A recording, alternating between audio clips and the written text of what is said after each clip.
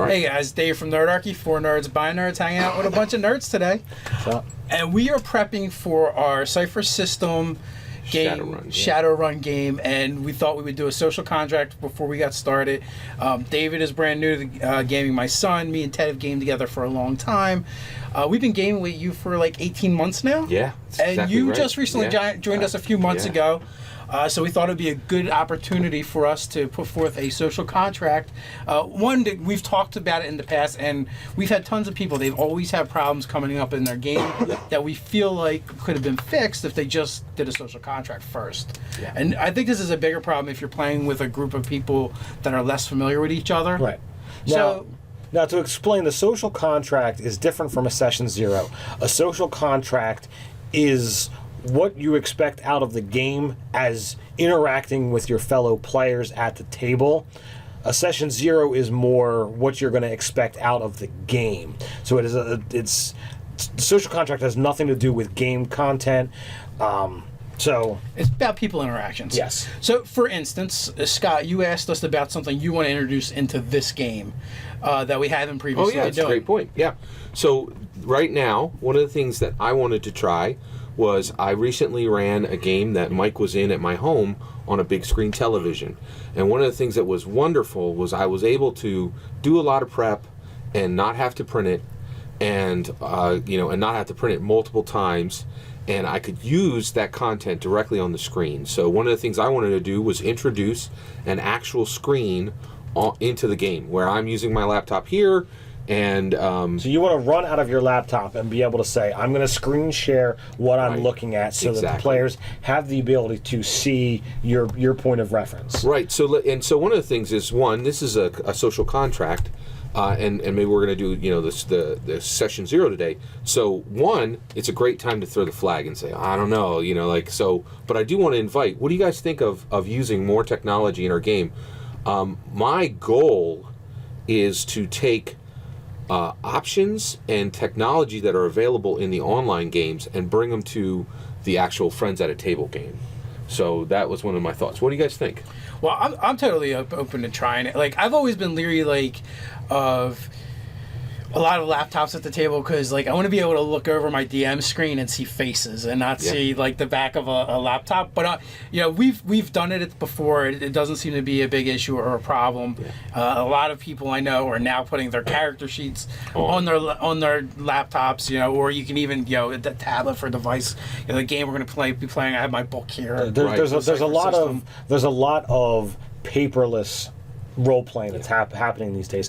I don't have a problem with it, and in fact, I actually think because we're dealing with a Shadowrun game, I think this is something that it's actually going to be a little bit more immersive as opposed to taking away. Now, if it were something where we're a D&D game, I don't know how helpful it would actually be. But you could actually, as the DM, be able to say, all right, this thing that you're going to encounter, this is the screen you're looking at, and we're literally seeing, this is the screen that comes up. Yeah. So here's my thing. I say yes to technology at the table as long as everyone stays in the game. Like if you're text messaging your girlfriend or boyfriend or doing other stuff like that, it's kind of disrespectful to the person running the game and the rest of the players. So as long as it's for the game, then I'm into it.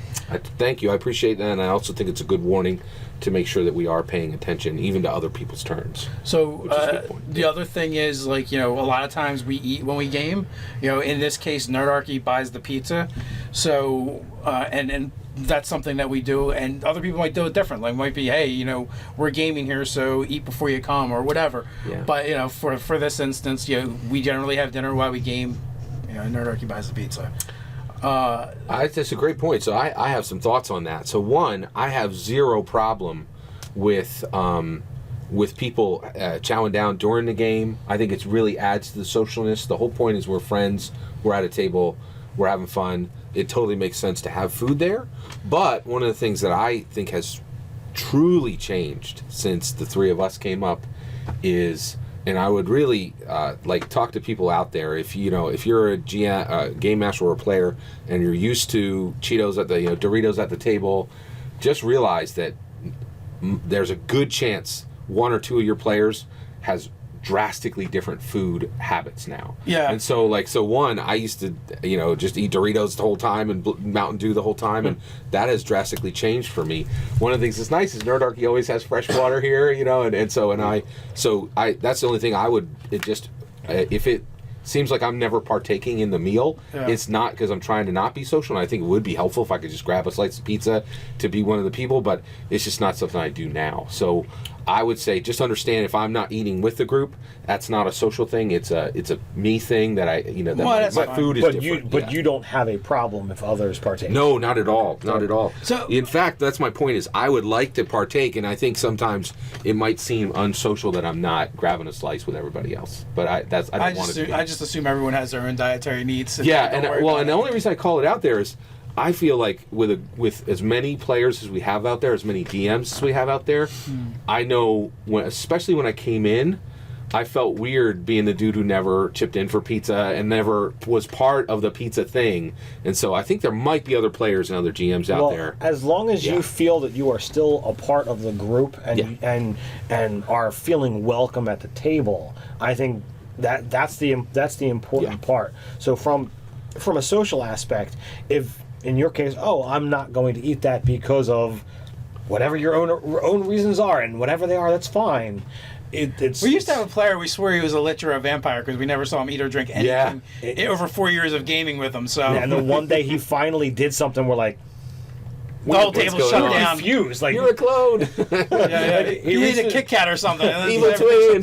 Yeah, exactly. Yeah. Like he drank nothing but water and hours of gaming each night. And I don't think he drank water, dude. Nothing. Wow. Oof. I don't think he will never. That's not healthy. But yeah. Well, I'll just say food at the table is okay as long as it's not messy or involved. Like some of the quesadillas, they come apart. You try to eat them. Pizza's fine. It's like glorified finger food. Yeah.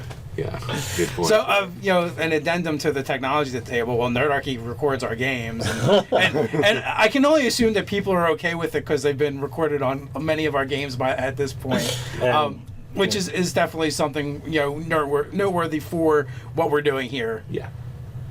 All right, so let's actually get to the interaction stuff. Okay. Is there anything that anyone saw in any of their previous games, either with Nerdarchy or without, that they want to see happen or not see happen? That's a very good point. So my son plays with us. He's 15. That's me. So, yeah. So I don't. So I would prefer it stay PG-13ish. Okay. Yeah. Well, I'm not super strict. I mean, I let him see Deadpool, but So as you as the GM with planning, do you have a bell curve that you had already started working with? Does that guideline fit in with what you were already planning? Well, it's really great that you called that out, especially for a Shadowrun game.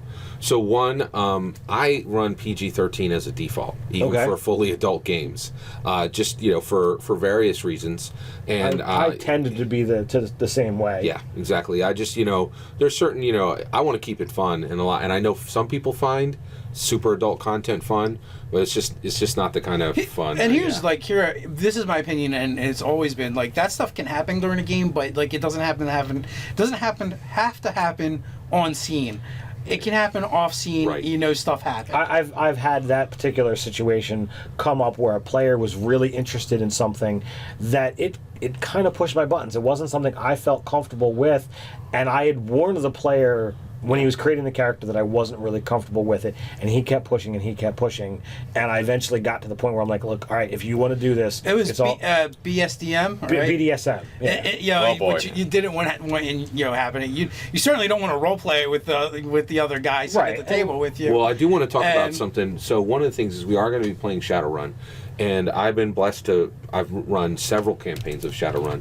And one of the things you're going to find in Shadowrun is there is no alignment on that sheet, right? And you are playing characters that are literally criminals, and the only question is if the Heart of Gold is there, right?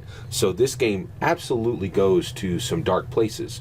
And one of the things I have dealt with in a Shadowrun game was I had a, you see this all the time. A street samurai cuts a guy down with, with a katana, and there's rain coming down on his trench coat and mirrored shades. And I was shocked. The player's like, okay, that's great. I'm going to eat him now. And I'm like, wait, what? And he goes, yeah, I'm going to, just grab some of his flesh and eat his flesh. And I was like, whoa, wait, are you saying cannibalism? He's like, yeah, it's I want there to be a really cool, name out there for me. Was he a Majoran practitioner? Was he trying to gain the fallen foe's strength? What the hell? It was really odd. And to tell the truth, one of the reasons why was, the player was definitely into some much darker content and material, and so we did talk about it. And I said, well, so what I did was I said, well, the dock wagons arrive immediately, right? And then so you don't have an opportunity to eat that character, and so that broke it right there. And then after the game, I said, that's one step too far. I don't really feel that's not the kind of game I would like to run. And so now we don't have to deal with that in game. Cannibalism off the table. Yeah. So go ahead. I might as well add this. In the most recent Fallout game I ran, there was a ghoul. There was a guy playing a ghoul, and he couldn't get anybody to talk to him on campus. So for some reason, he decided to just take someone hostage so people would listen to him. Immediately, he got tased and got put in jail and had to pay the fine for being in jail. Yeah. Sometimes you just gotta, like you said, do it. Yeah. You need to cut and run. So I think it's a great call out. We definitely will try to keep it. We'll definitely keep it PG-13. So we're all in the thumbs up for PG-13. And I agree. I will say this right now. I'm taking notes just. Yeah, it might go. I'm definitely in agreement. And there might be points where it goes to a dark place, and we'll handle that in as a quick narrative without a lot of description. You can do dark things in PG-13. Yeah. We understand going into this. We are criminals. We are breaking the law. There's potentially possibly going to be killing. And that's okay, but we don't need to be graphic. We don't need to go excessive cursing. We're not going to get into anything of a sexual nature. Right. Agreed. I'm not allowed to do that anyway. I can't imagine many of us doing many graphic or. Look, you'd be violent surprised what comes up in games it is and surprising. when the discussion isn't had. Yeah. And the point to that is some people suffer from post-traumatic stress for different reasons, whether they were victimized or whether they're in war, and so you might want to find out what their hot buttons are so that they don't get pushed. You want to have a safe and fun environment at the table for everybody involved. Agreed. Well, I mean, or any tabletop role playing it's a social gathering. The idea, for the most part, is we're looking to come and have fun with a shared story, and with that, then the things branch off from there into what scenario, what kind of rules, whatever have you. So Mike and Dave, I think, or David, you don't have to answer this now. I have something else I wanted to talk about, and you can think about it while I'm talking about it. But I'm curious if there's anything specific that you guys would like from the other players in this game, or would like the other players to abstain from specifically. I got this. I got one. So, I don't want the other players to attack me because I didn't appreciate it when Bart shot me and it Amen, knocked me brother. out last game. Yeah. All right, so no party conflict. Yeah. I totally agree with that. We're all on board. Let's talk a little The bit Wookiee shot first. So I think this is a big topic, and I'd like to break it out a little bit. So I think it's easy to say no party conflict, right? But party conflict comes from a few places. One of it comes from some back and forth, some verbal scraping from characters. That's very natural. That's in every story. If you watch Firefly or Star Wars, the main characters who are good friends are often arguing, right? And there's a difference between disagreement and I'm going to attack my fellow player. Exactly. And so I think that's one of the things I would like to see is you can have a verbal scrape with somebody, you can have a disagreement with another player character. The issue is you don't even have to be friends. The player characters don't even have to be friends, but they have to be willing to die for each other. And that sounds really strange, they have to be willing to die for each other, and I say it goes that far. I feel like this game's going to make that easier, because I feel like that's the whole point of being a shadow runner. Yeah, if you can't run as a rely on crew. it, you're dead. Yeah, you're really out there. So Two Go ahead. Yeah. Well, there were two things that would really get on my buttons. The first is, I've never played Shadowrun, but from what I've seen from it, it looks like there's a lot of different agendas being done here. True. I wouldn't Absolutely. be surprised if some characters have different agendas. Yep. So, Yeah. I'm not saying we have to be spoilers all over, but I'd like us to not have conflicting agendas. Agreed. And the second is a player thing. I've seen people who try to overtake other people's roles, That's a good one. and I don't see what the point of that is, because then you're taking resources away from advancing your role Yeah. to not just cover, but overlap. So it someone sounds else's. like you're saying you want people to stay in their lane as much as possible. I, So yeah, like if I'm the gun guy, let me do the shooting first and most. If I'm the hacker, let me do let me have the first shot at any hacking that gets done. I understand yeah. the reason for, diversification, having a backup. Yeah. Absolutely. Okay. The driver's the driver, the shooter's the shooter. Which is kind of weird for our group, because we've never really prescribed to roles per se. Like it's never been like a huge consideration. Like when we play our game, it's not like we need this role, and this role. We would just come to the table with whatever and figure it out. Every game actually- that I've been in, I've never had someone say, okay, well, we've got the wizard, the cleric, the fighter, the rogue, and somebody needs to be this. I've done games where it's all melee. I've done games where we don't have a wizard, we don't have a cleric. Those type of games happen, and I've got dozens worth of games that I've been in, so it happens. So coming to something like this, I think when we actually get to the session 0, I think that might be We'll hone in on it. But it's important in this one sense, because the way we've played it's not been important to us, but it is now, because you've made it important. You said this is something that's been an issue for me, and this is helps me enjoy the game. So if we didn't have this discussion, we wouldn't know. We would just do what we do. So let me ask this question: do you feel with that particular thing, the stepping on toes, did you feel that any of that was actually happening in the Star Wars game? It wasn't happening in the Star Wars game. This is in some previous games Okay, I've been in. I'm trying to see. Get a point of Where's reference, the origin? yeah. Yeah. So if it's something that happened somewhere I previous, did want to talk about that because I actually I You can probably guess guess this is the point clashing of agendas doing happened in the Star Wars game, right? Well, yeah, that I'm well aware of. So this is the point of a social contract, is to talk about difficult things. So I'm going to talk about it. I actually disagree with what you said, and I think you're in the same boat. You guys think that you're all like, whatever role you want, and it's okay to we're pretty free spirited about this. And so in the D&D game, I have played a wizard, right? I play a wizard. I'm not as good at playing a wizard as you or you. I just think that's a fact. I just don't know the spells as well.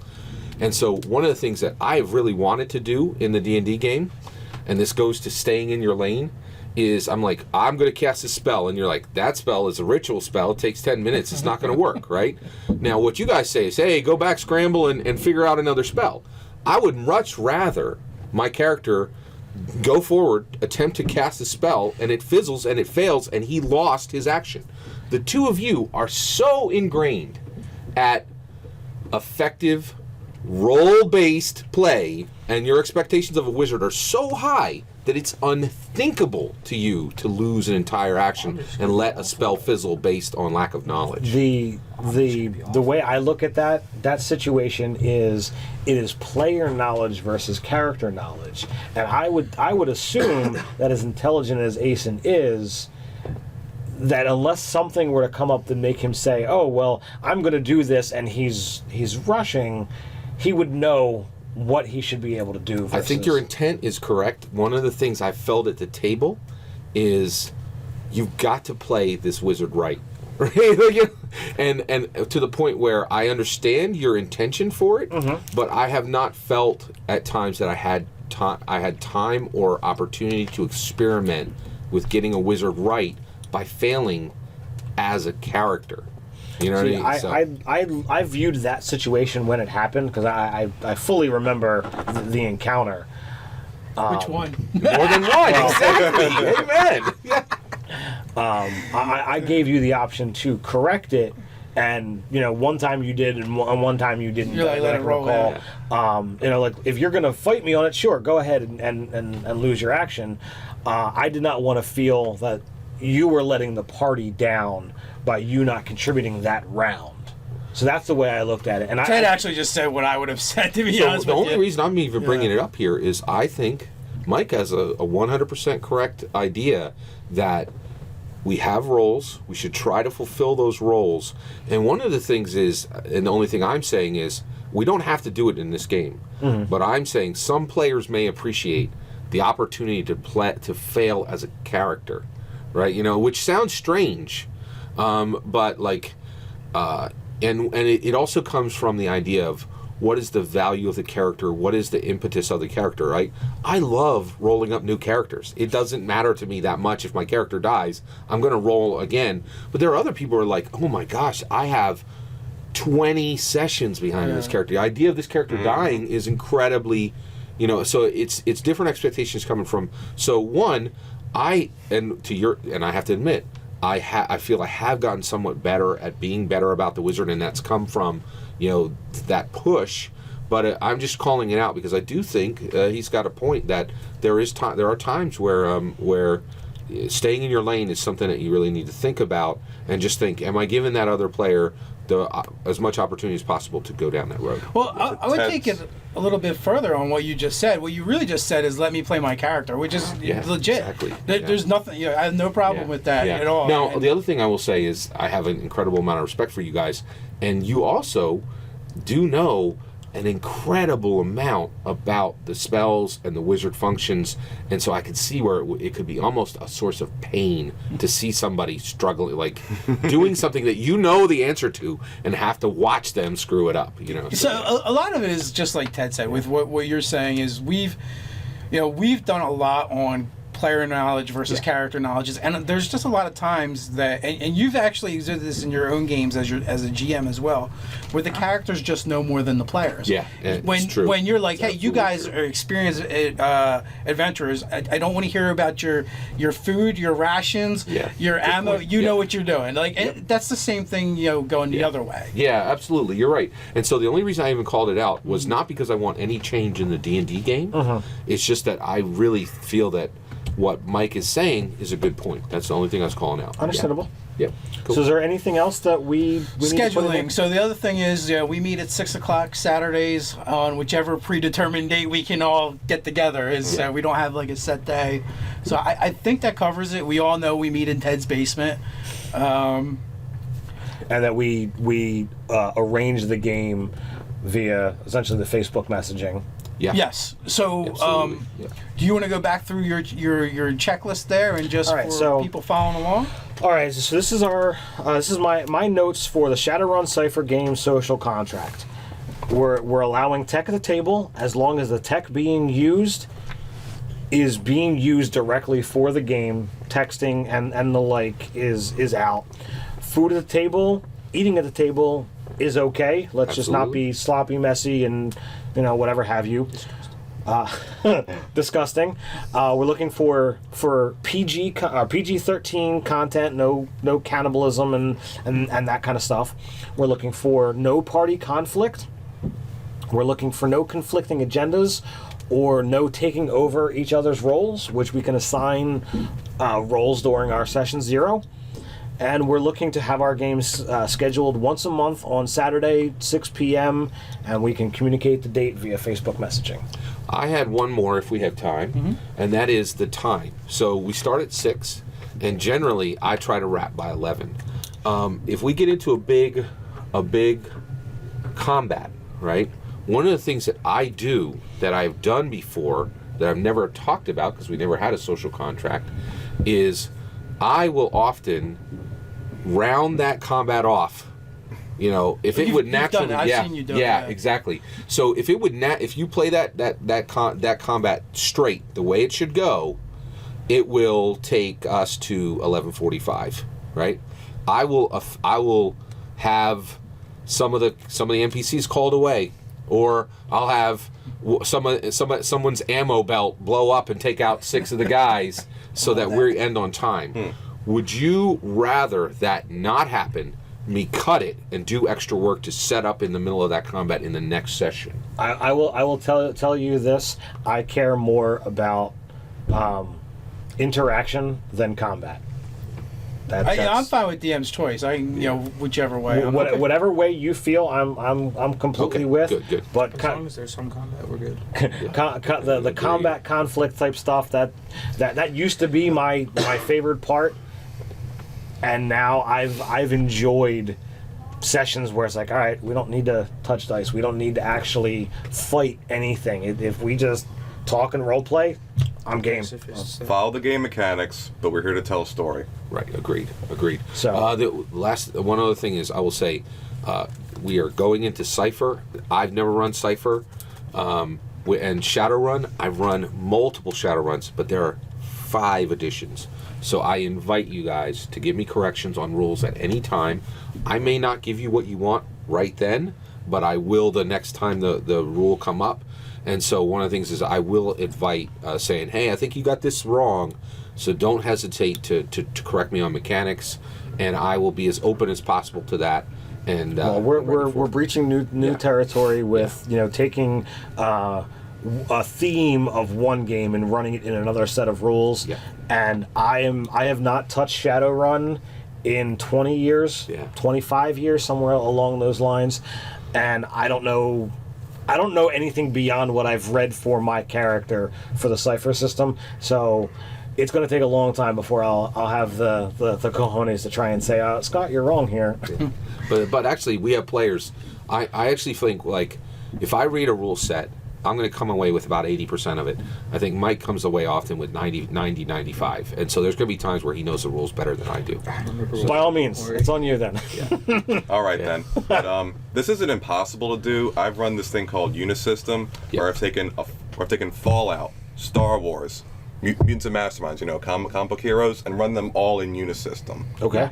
So it's not impossible to do this. Right, and one thing I was encouraged about, you're absolutely right, we are not treading brand new territory. Oh no, I wasn't saying that no one else has done this. I'm saying I haven't done this. Well, I'm not sure anybody has converted Shadowrun to Cypher yet. We very well. It's pretty new, so yeah, I think we might very well might be the first ones to do that. So there is something we do have to backtrack on. Yeah.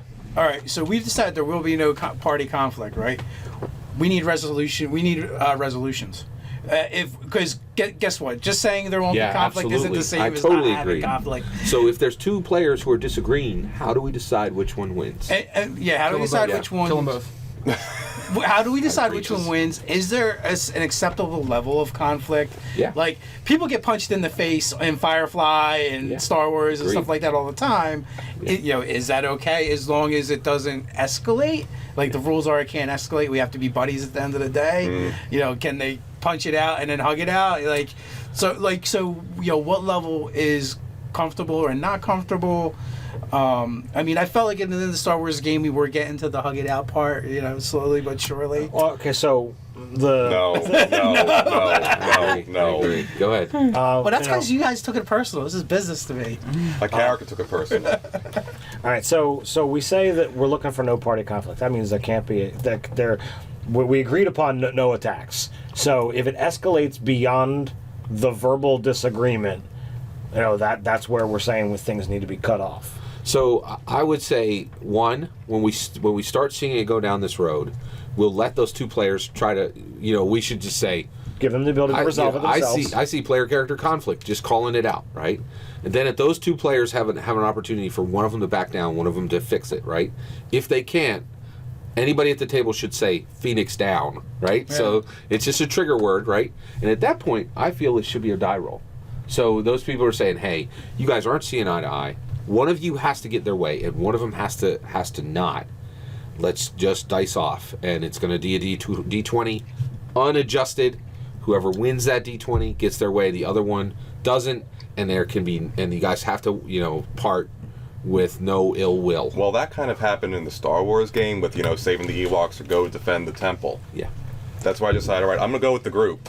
Right, but that's my point. If we have 2 players and there isn't a player who's willing to do what you did, I feel it should get resolved through a dice off. Do you guys think there's a better resolution mechanic? I mean, either a dice off or vote. That's that's our kind of our options. On Yeah, the that's a plus great side, point. Do there's we wanna 5 do- of us, so Or we fight out of game. There's 4 players. That's the problem. yes, And but I- you could be the tiebreaker, Oof. the GM. Yeah, okay. I'll do that. I'll do that. So would you guys rather see it through, believe it or not, I would rather it be a dice off because... If it can't be Yeah. resolved within 2 minutes via dialogue, then yeah, go that All right, route. so there's 5 people at the table. Let's actually vote. Do we want dice or vote? Yeah, that's a great point. I want dice. Who put your hands up if you want We dice. got dice. I kind of like vote. Who wants vote? Who wants So vote? raise your hand if you want vote. Yeah, I kind of like the vote. Hey, you missed your... Okay, so that's 3. It's So- more 3 to dialogue. 1 and 1 abstained. So Right, it is so- a vote. And that's a great way to do it. Yeah. Yeah. I think we just proved that we wanted to. That it works. Yeah, that works better. Yeah. So, so we have the party conflict. If it goes beyond goes verbal, Yeah. we'll use your trigger word, Yeah. Phoenix down, and resolve it with a vote. Yeah, agreed. I think that's a great way to do it. And My first safe word for RPG. yeah, exactly. BDSM. Here we go. Oh no, we said the PG-13. Oh, that reminds me. We've already breached the Who's the guidelines. wizard here in the Shadowrun game? All 3 of us. The wizard. I hope you're not going to use the orgasm spell. No. No. Okay, good. Okay, good. We're safe there. I summon things. I don't So I think that pretty much wraps All up the social contract. Agreed. Okay. Okay, so with that, guys, what do you guys think? What are you doing in your games? Let us know in the comments below. While you're at it, like, share, and subscribe. You can check us out on Facebook. Till next time. Stay Stay nerdy. nerdy.